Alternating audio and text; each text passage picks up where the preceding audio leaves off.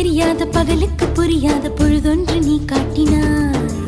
இதயத்தில் நீ இருப்பதனால் நான் தூங்கும் நேரத்தில் என்னுள்ளே தூங்காமல் நெஞ்சுக்குள் வாயாடினாய்.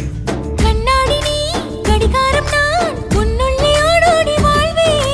காதல் எனும் கடுதாசி நீ என்றென்றும் அன்புடன்